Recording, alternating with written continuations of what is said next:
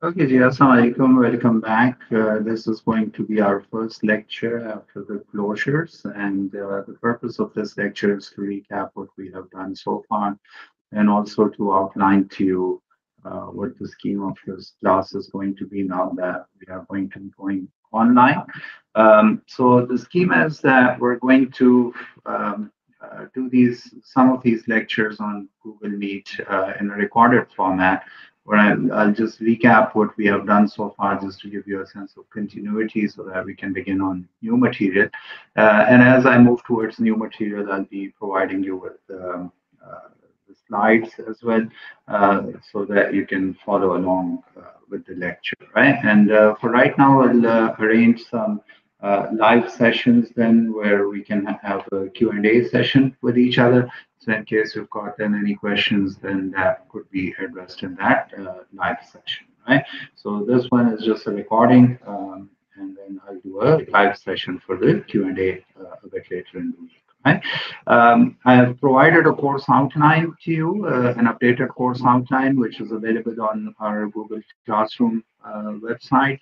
So please do have a look. It has a new column with it, which contains some helpful websites and URLs where you can view different videos, etc., and different reading materials that can help clarify these concepts to you even further. Right.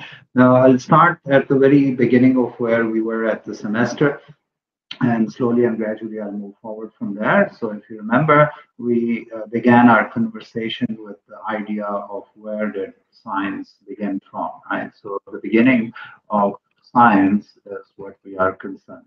So as you remember, science began many years ago, and many people have played a significant role in its development, including philosophers and different types of Machiavellian type of people that were not only doing medicine but painting and engineering and things of that nature. But really, what we know about science and what we accept to be science is sort of the thoughts that we had that got developed with the Muslim scientists searching for gold in the field of alchemy in Baghdad and Kufa, right?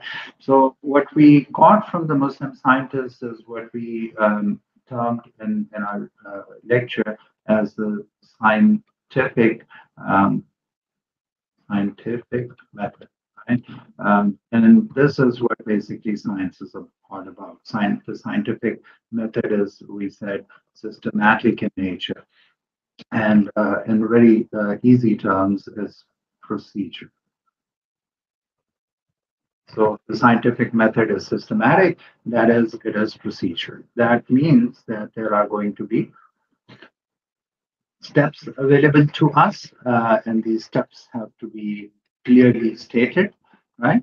Uh, they have to be clearly stated, and somebody can follow these steps and they can achieve whatever you have achieved, right? So that gives us a new concern, which is the concern of reproducibility, right? So if you have done something, I misspelled it, ability. So if you have done something, somebody else can do the same thing. And if you got certain results, somebody else can also get the same result. So the scientific method gives us this idea of reproducibility, which is in itself quite a powerful tool, because research in itself has to be reproducible, because your findings have to be valid.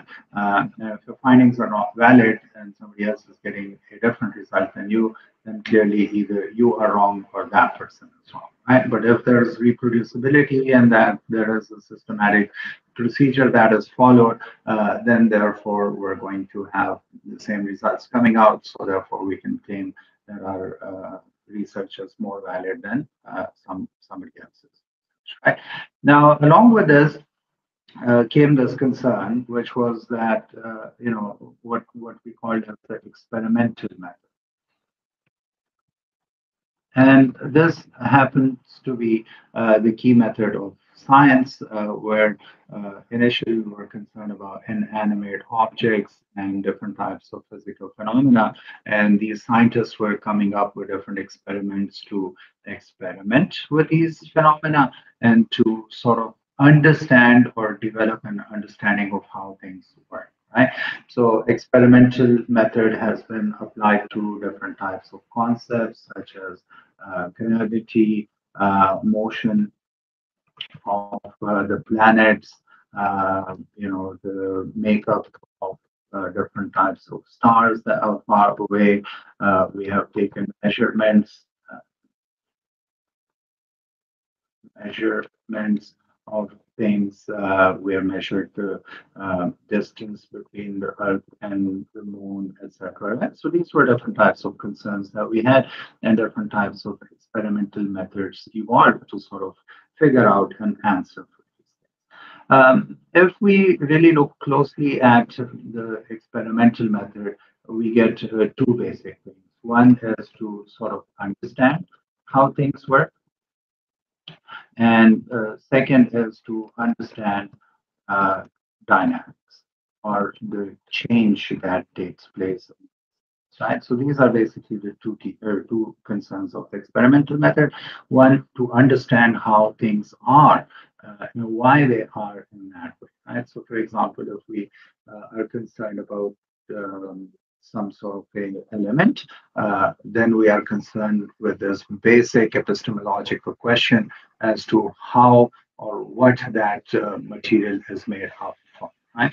So that sort of developed our understanding and helped us to understand the idea of the basic element of something, right? So we found out that the basic element of all matter is an atom, and then we looked further and further into it. Later on, we found that the atom is composed of many different things, and it's not just one thing, but it has many different things within it, right? We also then went into dynamics, and there we tried to understand how the electron moves around the nucleus or how the atom behaves, right? And we have found quite enough details about these things. With time, then we found out that, well, there are even more smaller particles to the atom.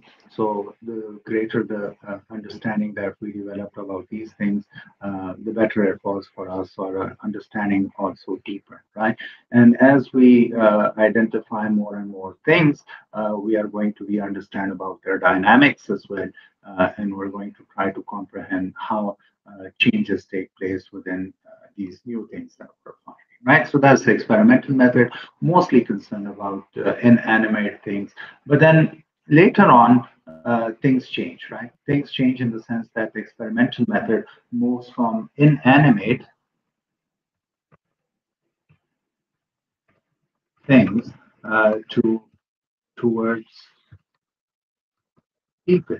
And experiments have been conducted on people as well, where we have tried to understand how groups of people behave with each other and how their behavior changes over a period of time, right? So some key experiments that exist are the Milgram studies, right? This is a very important example where a bunch of people were called into an office and they were given the suggestion that somebody has committed a crime and that person has to be punished. And then these people were encouraged to deliver the punishment to those individuals. Right? So we got an understanding about the behavior of these people and how this individual or group of people worked, and this idea of the power of suggestion comes into play. Right? There's also the famous Hawthorne power plant studies, right, where two groups of individuals were looked at. One were the females working on the assembly line, and the other were the gentlemen working in the electric supply room. The females were examined to see how the intensity of the light in their assembly line environment affects their productivity levels.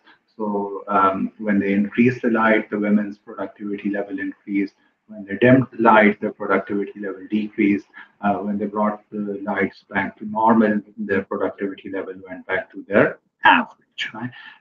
And with the males, what they did was that they looked at the idea of incentive, and they placed certain incentives in front of these males in the electric supply room. And the idea was that, well, if you produce a bit more than your average, then you'll get more money for it. And if you produce a bit more than that, then you're going to get even more money. And if you produce even more than that, you'll get more money. So the thought was that if you increase the light intensity, productivity level would go up, and the thought was that if you put incentives in front of people, their productivity will also increase.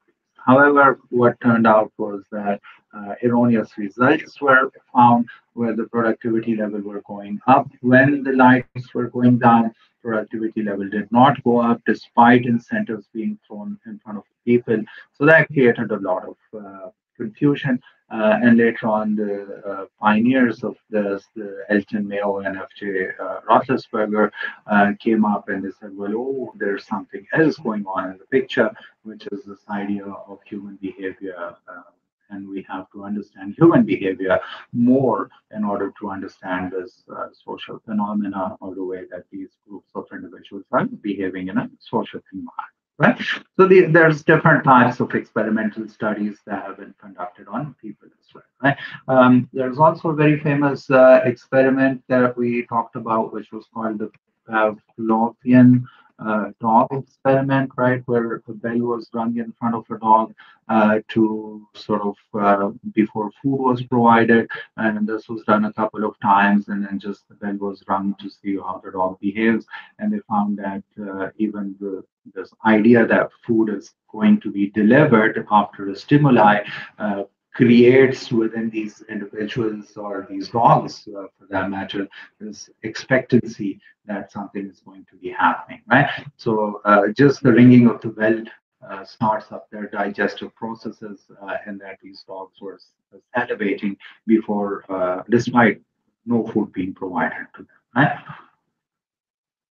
So the experimental method, I suggested to you, dominated science for a long, long, long period of time. But then later on, specifically after the Hawthorne power plant studies, the experimental method moved from inanimate objects towards animate characters, and specifically to humans. Right. So nowadays, we can easily suggest that the experimental method is still taking place on two different things. It's taking place on physical inanimate things, and it's taking place on humans and animals also, right? So the experimental method for us is the prime method. Right? Then later on, something else happened, which was the ethnographic method got developed, right? Where we tried to sort of develop greater and deeper understanding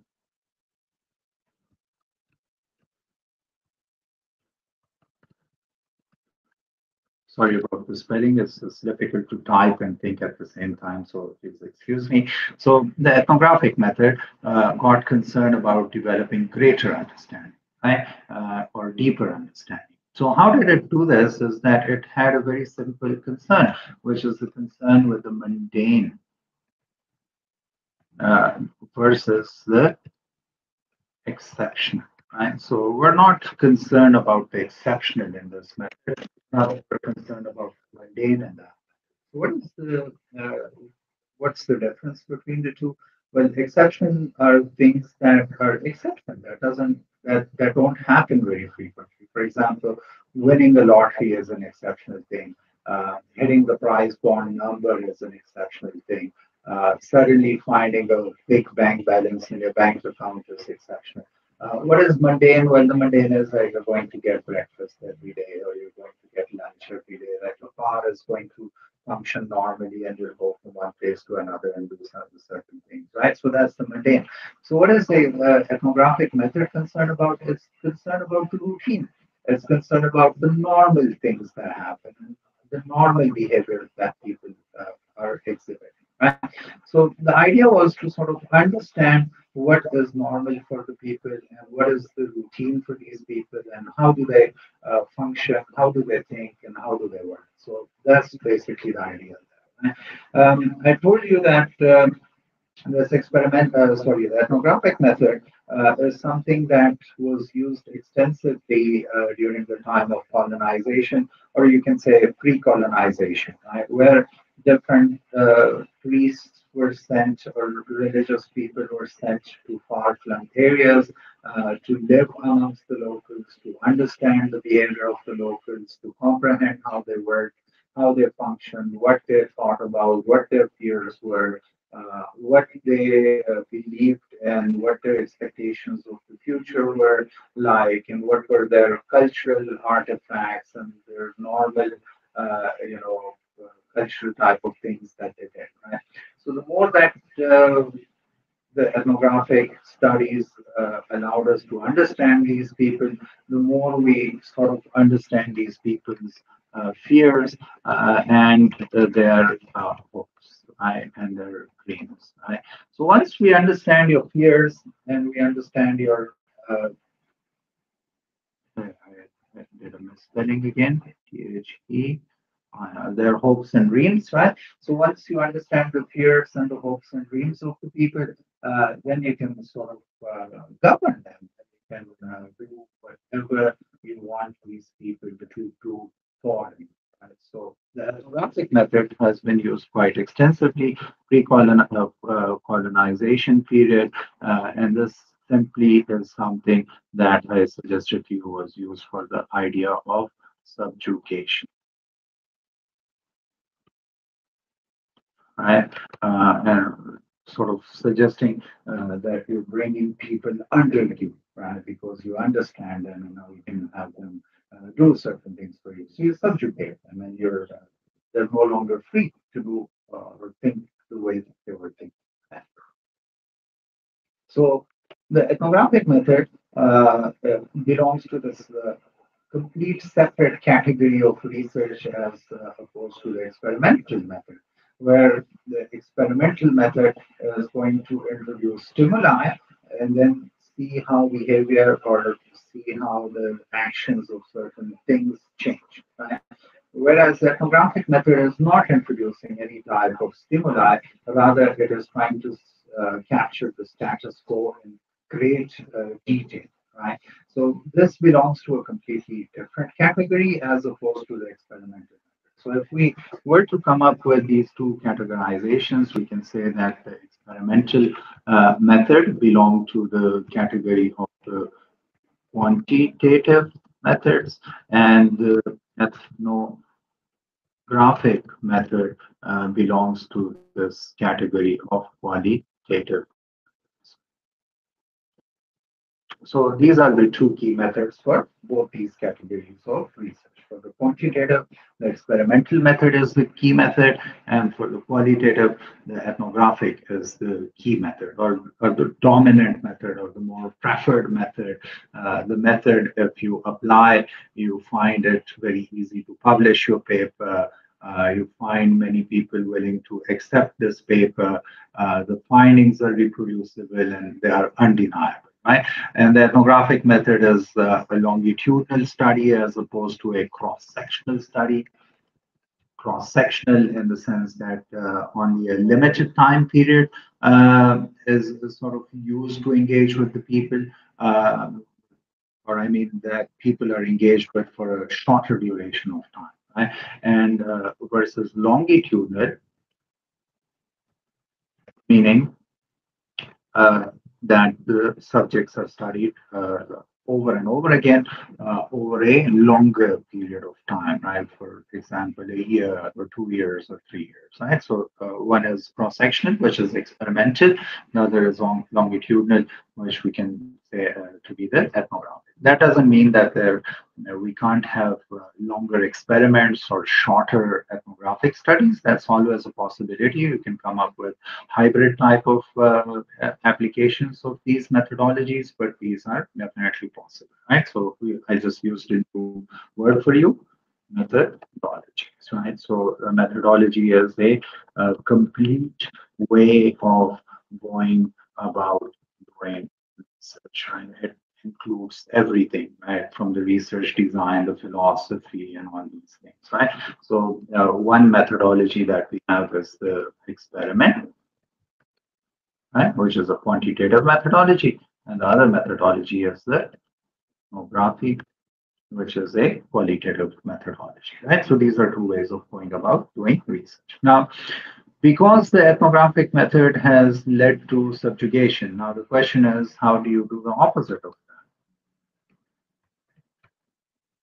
How do you get emancipation? How do you get freedom, right? So if you have been subjugated, then the concern is to get emancipated or to become free. So the philosophers believe philosophers of science believe that if the ethnographic method was the method used for subjugation, then the ethnographic method is the method that will help us to go towards emancipation as well, right? So qualitative studies are important in their own way, and quantitative studies are important in their own way. But qualitative studies are a bit more important in the sense that they allow us to either subjugate people or for those people to understand how they're being subjugated so they can emancipate and free themselves, right? So this is sort of like the beginning of it. Now, along with it comes this other whole concern that we talked about, which was the philosophy of science, right? So there must be some philosophy behind it. There must be some thought pattern behind it. And there definitely is a thought pattern. And these thought patterns have changed and evolved over the years as we have understood ourselves and our place in this universe more with our thinking and our experimenting and our qualitative studies. So the philosophy of science is sort of evolving as understanding develops. Right? In the very old times, there were two basic concerns when we looked at the universe and the world that we were living in. And things that we understood. Things that we did not understood, we put them under two broad categories. One was the category of religion. So, why is the universe there and who made the universe? Well, I don't know.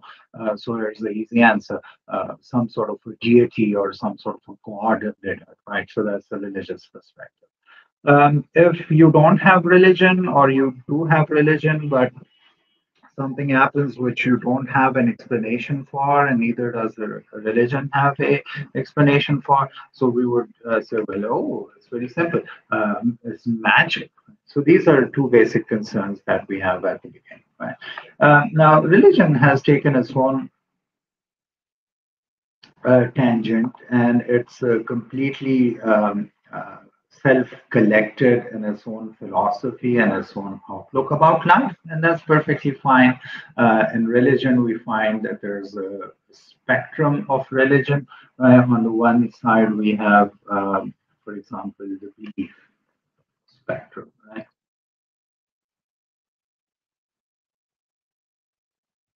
You believe something. I can't spelling mistake over here, so I can't spell it. So you believe in something, right? You believe in the sense that there is a God, and that God is going to answer your prayers. And if you don't do things in a correct way, that God is going to punish you as well, right? So that's a very specific type of belief that we have, right? Which is that of a personal God, right? A God that punishes, a God that cherishes, a God that supports you and sustains you and listens to your prayers and addresses your prayers. And if you don't do things well, that God comes and punishes you. And, it's a very personal type of a God. So that's one way of believing in God. And then religion has also evolved in the sense that other people have believed that, well, there is a deity and that deity exists, but it's not a personal God, right? So it's a deism in the sense that God, having created the universe, has taken a back seat, and now that God doesn't do anything. He doesn't answer your prayers. He doesn't punishes you. He set up a system, and that setup is going to go on till whenever God decides that it needs to be packed up. So until that time, things are just going to go the way they are. So deism is another flavor of religion. Right? Then we also have theism. Theism is this idea that, well, there is a God, but I don't really understand it, but I don't want to deny it either. So let me just accept that there is a God, but let me not worry about it too much, right? So that's sort of theism idea, that there is a God, but I don't really understand it. Then there's sort of on the other extreme end is atheism, which is the idea that no God exists at all, right? And then in the middle, there's also going to be agnosticism, right? Which is going to be the idea that I'm confused about whether a God exists or not, right? So this is where religion is all about. But we're not really concerned about religion because that doesn't really have anything to do with science. So we're concerned about science. So we're going to have our own philosophical belief structure, right? Which was that either something is going to be religion or something is going to be magic. So if something is not religion, then what is it? If something is not magic, then what is it? Let's forget about this idea of a creator. Let's try to understand things in the way that they are, right? And that's basically the sort of the thesis of the scientific philosophy or the philosophy of science, right? So the philosophy of science says that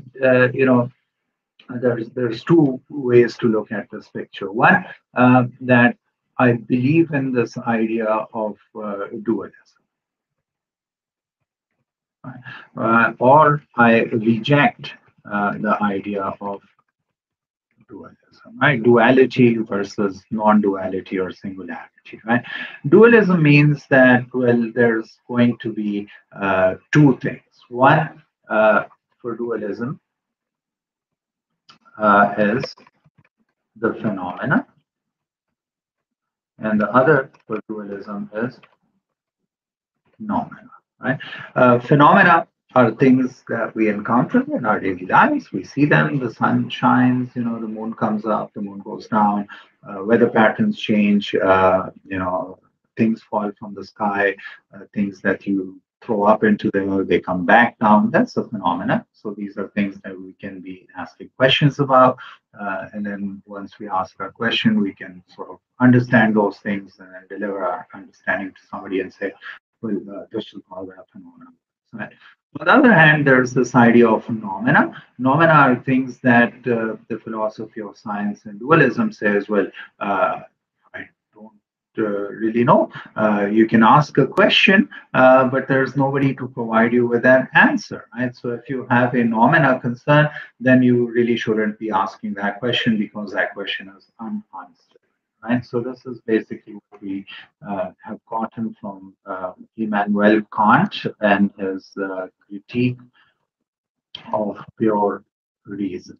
Right? So we either have the Kantian dualism, that is the idea of the phenomena and the phenomena, or we can reject this altogether and say there is no such thing as a phenomena altogether, but there is just one thing out there, which is the phenomena. So the rejection of dualism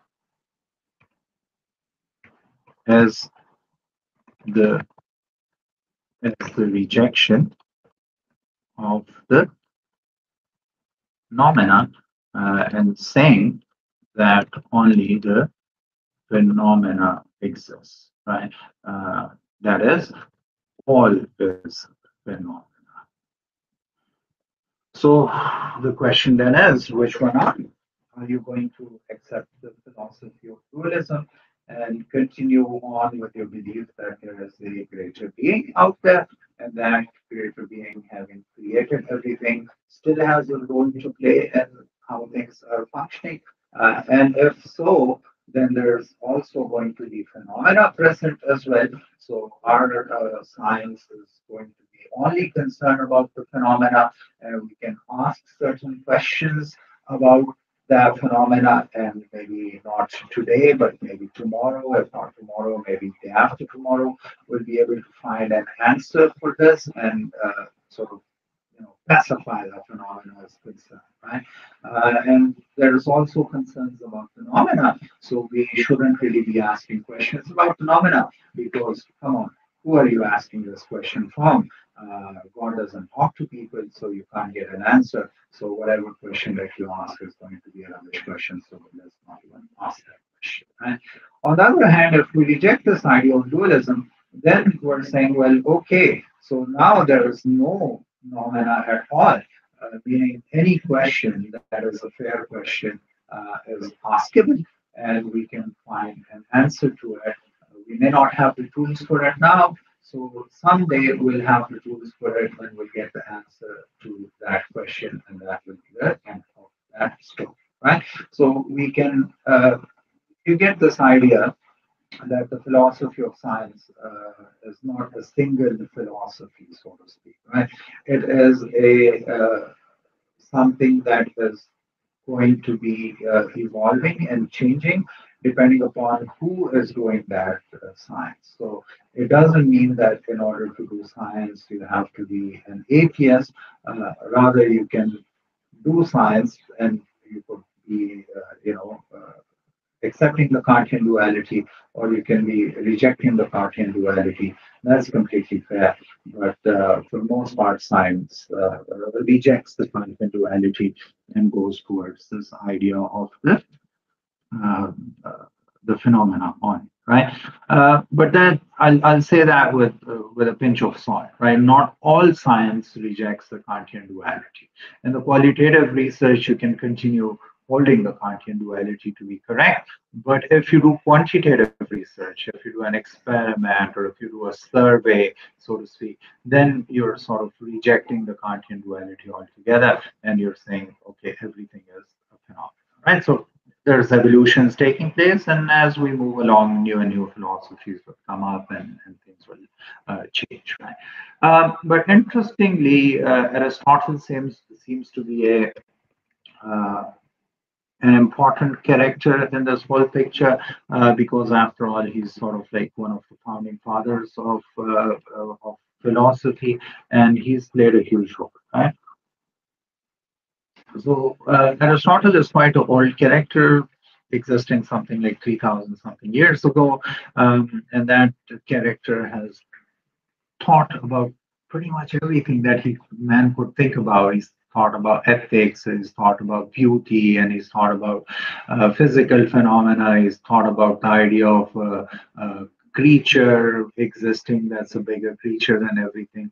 So Aristotle has said a lot of things to us, and as the philosophy of science evolves and changes, there seems to be a rediscovery of the thoughts of Aristotle again and again and again in the philosophy of science. And so far, Aristotle has been sort of responsible for seven major evolutions within philosophy, right? That is, that Aristotle has been rediscovered seven times, right? So right now we are in the seventh rediscovery of Aristotle. So things are going in that way. Interestingly, nowadays there's this idea that science is evolving much more rapidly than the philosophy of science, and some are even claiming that philosophy is actually a dead discipline because it doesn't evolve that quickly, right? And there's this call towards the philosophers to say, well, come on, man, come up with new philosophies for us so that we can improve the science, right? So science is now pushing philosophy rather than in the old days where philosophy was the driver of the science, right? So nowadays, science drives philosophy. Unfortunately, philosophy is a dead discipline, right? But it's dead. It's not doing things as quickly as we need it to do, right? So why do we need new philosophies? Well, because we've had new discoveries, right? We found that atoms have quantum locking amongst each other. So an atom here on Earth is quantum locked with an atom somewhere else in the universe, which is quite strange because there's no wire or any physical thing connecting these two things together. So we need new philosophy, time travel, and this idea of going faster and faster, and somehow bringing time to a stop. That requires new philosophies, right? So there's this push that exists, and somehow the philosophy people are a bit slow in it. So the hope is that philosophy will up their game, and inshallah will have even more improvements in science coming about, right? Now, uh, I'll stop this philosophy idea here, because then we move to this other idea, which was this idea of theory. And theory plays a role, and it goes hand in hand with the philosophy of science. So we'll spend a few minutes here talking about theory.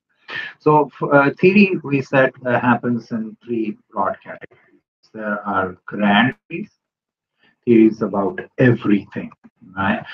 For example, relativity theory.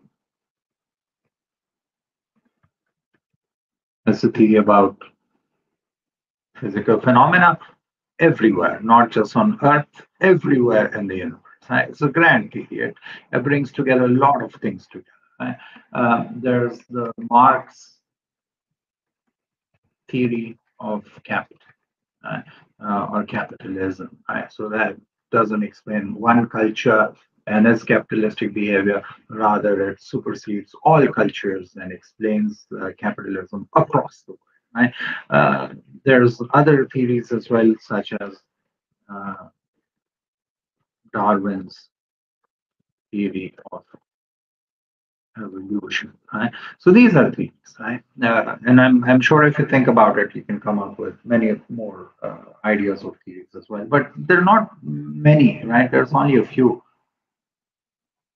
And the reason that we know about these names of these theories is because they don't happen every single day. They happen very seldomly. And the people that come up with these theories are people that we're very familiar with, right? Like Newton and Einstein and Marx and Darwin. These are theory makers that are at the level of the grand theory. Right? Now, theory is different than this idea of the normal theory, right? For example, normal theory is, in the sense, a minuscule hypotheses that if I throw something up, it's going to come down. If I get yelled at, I'm going to feel upset. Or if something bad happens to me, I'm not going to be very happy about it. If something good happens to me, I'm going to be very happy about it, right? These are minuscule or small level hypotheses type of theories, right? Grand theories are not like that. And with grand theories, you don't do theory testing, right? You don't test a grand theory. You don't test a grand theory. It's not the theory in the sense that somebody is theorizing and saying, this is how things are. Rather, it's a collection of ideas that is coming up based upon facts that exist, and is combining these facts together to give you this tremendously big and powerful explanation of how certain things are. These are undeniable facts that exist, right? So a theory, a grand theory is sort of a fact. We accept it. Everybody has accepted it. If you deny it, you're silly, and it holds true. It's the truth, right, so to speak. So these are an idea of grand theory, and I suggested to you that people that engage in grand theory don't really go out to collect data. Rather, they use data collected by other people to formulate their grand theory. And so we can add one more to this. For example, we can add Jürgen Habermas and his theory, theory of communicative action, right, etc. So there's many things like that, right? So these are facts, and they are the truth, and they are undeniable, right? So that's one level of it. So I'm not going to debate whether Darwin's theory of evolution is correct or not, but if you don't accept it, then the scientific community is going to look at you very strangely. Right? So there's grand theories, but then those are not our concern. Right? So below the grand theories, we've got another category of theories, and I'll give this the name of mid-range theories, or theories about groups or collectives. Right. So, for example, it is about groups of people working together in an organization. That would be a mid-range theory, or social theory. Social. Okay. These are about groups or collectives, right? What kind of examples of mid-range theories that we have? Well, these would be theories related to behavior within organizations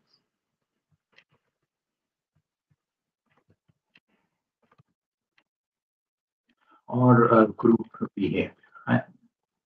So these are interesting for us because that's where mostly management research is going to be concerned with, right? It's going to look at an organization, or it's going to look at a sector, or it's going to look at a strategic business unit, and that organization or entity is not comprised of one individual, rather it's comprised of many individuals working together, right? So in that sense, there are mid-range theories.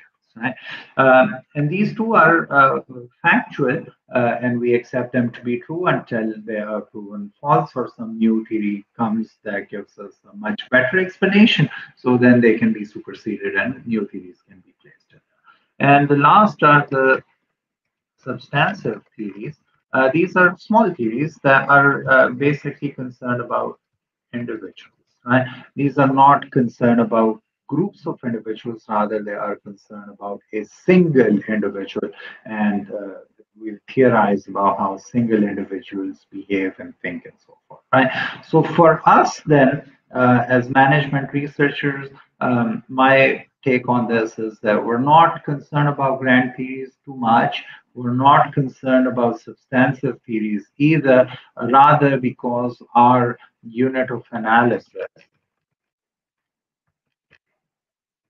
or our point of concern, right? Point of concern, there's always the organization, or group. So the mid-range theories are more important to us. The grand theories are for disciplines like sociology and physics and so forth.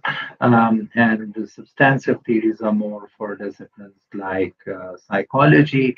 And the mid-range theories are where our management research is going to come into the picture. So we'll be concerned about the mid-range theories as opposed to the grand and the substantive theories. Right? So any examples of mid-range theories? Well, we can say Maslow's hierarchy of needs as a mid-range theory. Theory X and Y is a mid-range theory. Uh, the efficient market hypothesis, right? Efficient market hypothesis is sort of like a mid-range theory, right? So there's many examples and so on and so on, right? So, so on and so on. Right? So there's many other sort of mid-range theories, right? So I may be wrong on the names of it, but yeah, you get the idea, right? So grand theories are there, mid-range theories are there, substantive theories are there, management research is concerned with mid-range. Right. So what should I do with a theory, and how do I use it in my research? Well, I must have a philosophy. I may be on one side going towards a qualitative philosophy. I may be on another side going towards a quantitative philosophy. I may be accepting Kantian duality. I may be rejecting Kantian duality. But then I must look at how things are. And take somebody else's explanation of how things are, and then sort of try to develop my own understanding, or an improved version of that existing understanding. right? So we can do two things with theories. One, we can do theory testing, and the other is we can do theory building. Okay, what do we do in theory testing? And what kind of theories do we test? So, of course, we can't test a mid-range theory, but we can test a maybe we don't want to test a mid-range theory, right? So we test a smaller theory. We take we theorize based upon the literature, and then we say, okay, let's go and test it out and see if this is how things are, right? So if you give people more money, are they going to be more efficient and productive? So let's test it, right? If you give people a hard time at work, they're going to be not happy and they're going to quit their jobs. So let's go and test this out, right? So that's sort of like this idea of the testing. On the other side, specifically in qualitative research, right? In the quantitative research, we do theory testing, right? So theory testing, I'll put here, is something that we do in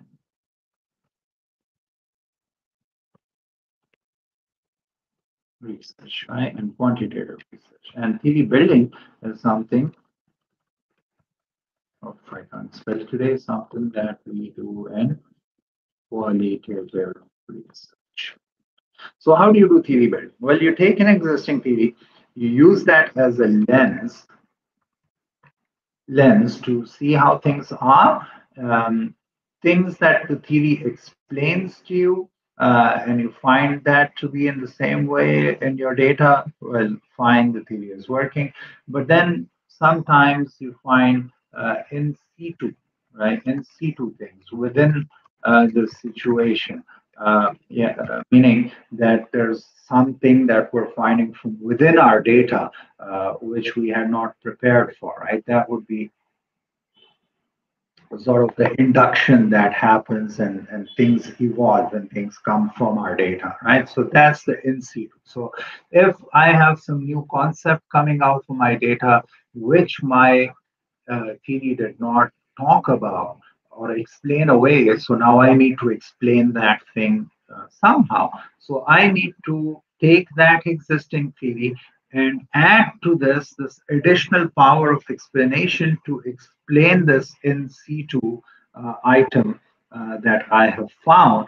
And if I do that, in that case, I'm doing what is known as theory building. So on the quantitative side, we normally hypothesize, and then we go and collect data, and we either accept the hypotheses or we reject the hypotheses. On the other side, in the qualitative study, we take an existing theory, use it as a theoretical lens, structure our data collection, go collect our data, analyze our data. Whatever the theory can explain, it explains it, and that's perfectly fine. Whatever we find new in that data in situ, that needs to be something that we need to add to the theory so that it can explain it. So we add that explanatory power into that theory, and that gives us basically this idea of theory building, right? So qualitative studies are mostly concerned about theory building, and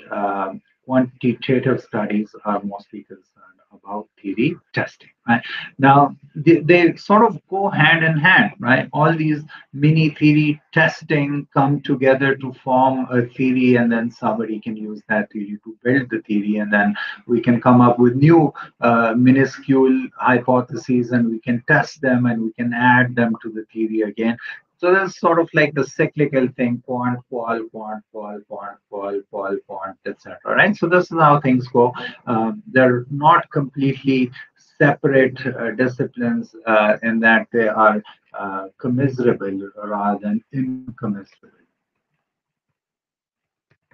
I hope I can spell this right there. So the qualitative and the quantitative, and uh, qual and quant are not separate things completely. They are commiserable with each other. They go hand in hand with each other. Right? One helps the other, and the other helps the first one, and so forth. Right? So there's this endless cycle of qual leading to a qualitative study, leading to a quantitative study, and that leading to further qualitative study, and that leading to further quantitative studies, and so on. So for this is how the cycle goes, right? So there's some people, in the 1960s went nuts with it. They know the quant is better, right? And the qual is rubbish. And the qual people are saying, oh, the qualitative is better and the quantitative is rubbish, right? So there was something called the methods wars that took place, right? But the method wars are quite over. We don't. Yeah, okay. So the method wars are now finished. We are not fighting whether the qualitative is better or the quantitative is better. They're both better, right? So how are they better? Well, it depends completely on your research question. What is it that you are trying to find, right? So if your question is the nature, how frequently does something happen? Uh, then, of course, you do a quantitative study. Why does something happen? And how does that make you feel? Well, that's not a quantitative study, that's a qualitative study, right? So it depends completely upon your research question, and you can take one stance or another stance, right? So you can either do quantitative research or you can do qualitative research, or you can decide to do a mixed research, right? A mixed method research in which you mix the qualitative and quantitative with each other, right? So this is what we have so far about the different philosophy very briefly, and the idea of theories, and also the idea of theory testing versus theory building. And I named two methodologies for you in this lecture so far.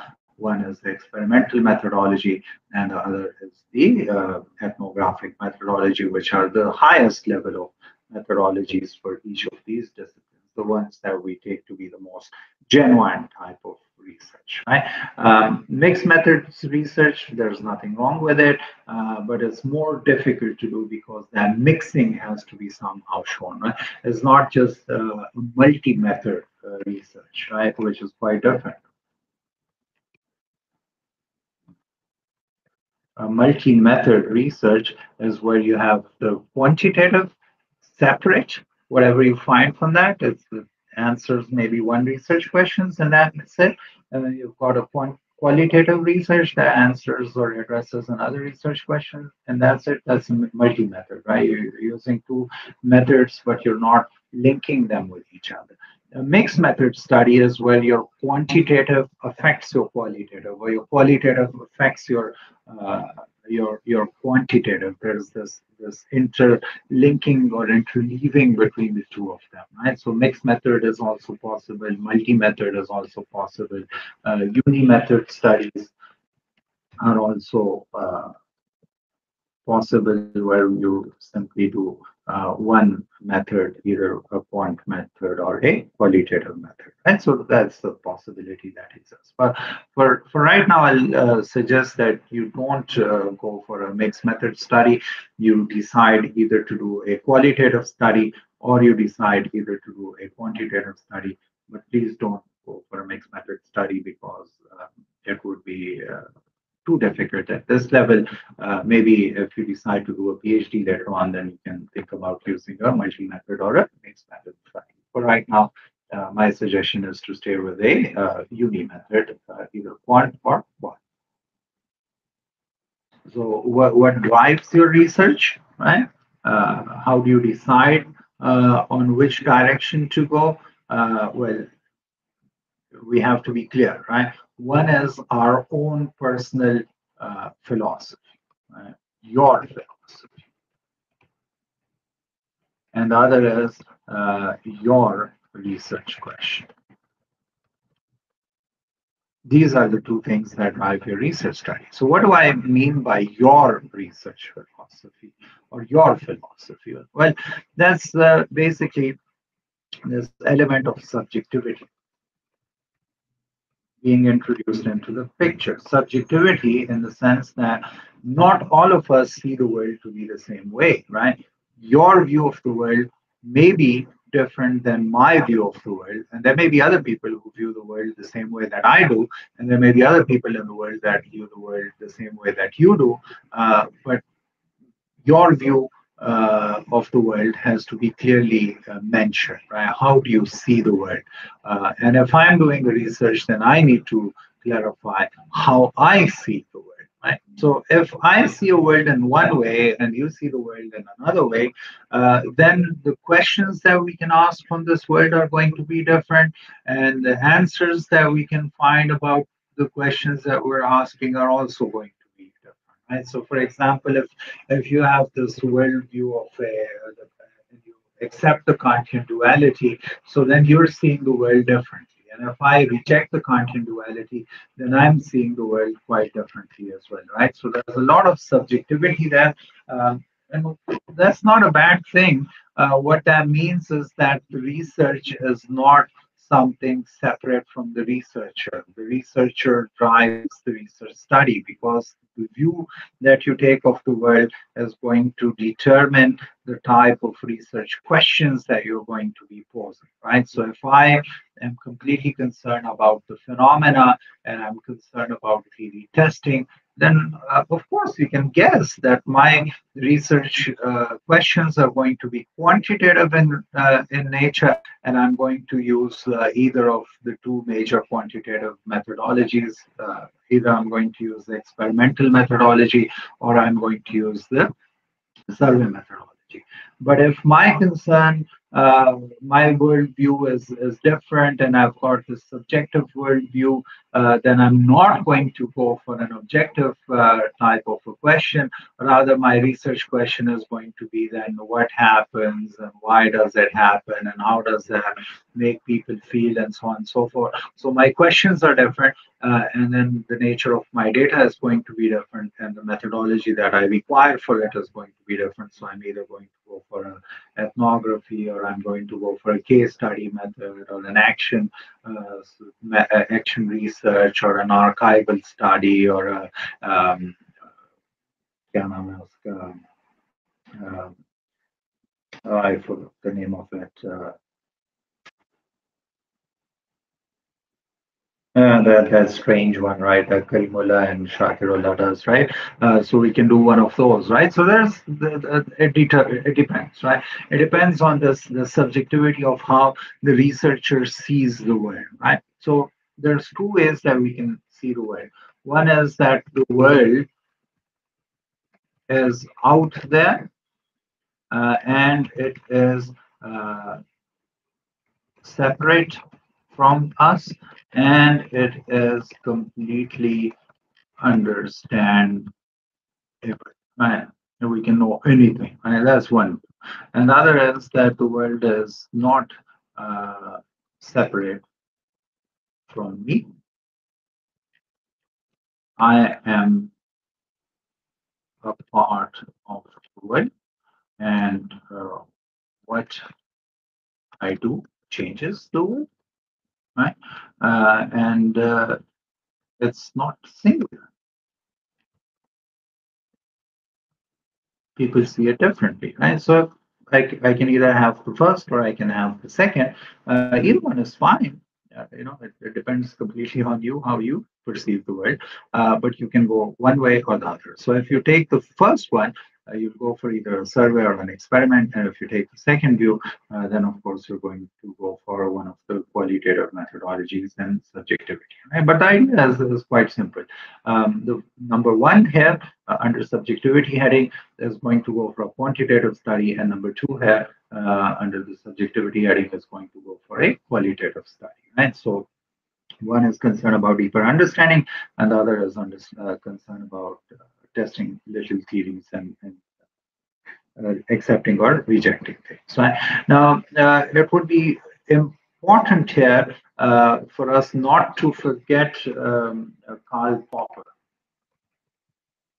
and Popperian right? Or Karl Popper and the philosophy of science on a concept. And Karl Popper is quite important specifically for the quantitative people because there was something called the Vienna Circle around the time that, sorry, the Frankfurt School around the time that Hitler was in power, and he had employed a lot of famous philosophers back then, and they were trying to sell to us this idea of positivism. And the idea was that through logic you can prove what is proven. Right? And it's very important also to know that at one time there were 22 different types of positivisms out there in the world. So there was a lot of confusion as to how do you go about doing research in a positivistic manner. And all these concerns were laid to rest by Sir Karl Popper in his Philosophy of Science book. And basically, Karl Popper, in his own words, is responsible for killing positivism. Well, he didn't really kill positivism, but he killed the 22. Out of those 22, he let one type of positivism to be left, and all the other 21 types of positivisms were killed away. So the positivism that we have with us now as the hypothetical deductive rendition, right? Which is the concern about falsification. Sorry, it's so hard to spell. Right? So the idea is that we now have the hypothetical deductivo tradition. Deductivo deductible tradition, where the concern is about falsification. We are now no longer in the quantitative methods out there for a quest to prove something to be true, because that is so difficult to do. Rather, we are now concerned with trying to prove something to be or we're trying to find the false incidence of something, right? So falsification is something. The idea is that not all the crows in the world are. This question is difficult. Are all the crows in the world black, right? So if we take this question, are all the crows in the world black, right? That's a very difficult question if we do it one way, and it's a very easy question to answer if we do it differently, right? Initially, before Karl Popper, if we were concerned about are all the crows in the world black, we would go and check every single crow, so to speak, right? And then prove that all the crows in the world are black. So Karl Popper said, well, that's time consuming, and that's not the right way of doing it. Rather, go out and search for that one crow which is not black in color. And if you find that one crow which is not black, you have answered this question that all the crows of the world are not black in color, right? So this is basically this idea of falsification, or this idea of the hypothetical deductive or tradition, which is the main sort of philosophy of the positivistic method, is this idea of falsification, right? So you see the H naught hypotheses, right? These are basically the null hypotheses. And why do we have these null hypotheses is basically because of Karl Popper and this idea of falsification, right? So this is how things are working out, right? So I think this is a bit enough for now. I will stop it and then we'll continue from here, right? As I said, we'll do a live session then and do Q&A. So if you have then any remaining questions, those could be addressed in our live session, right? So thank you so very much. I'll stop it now.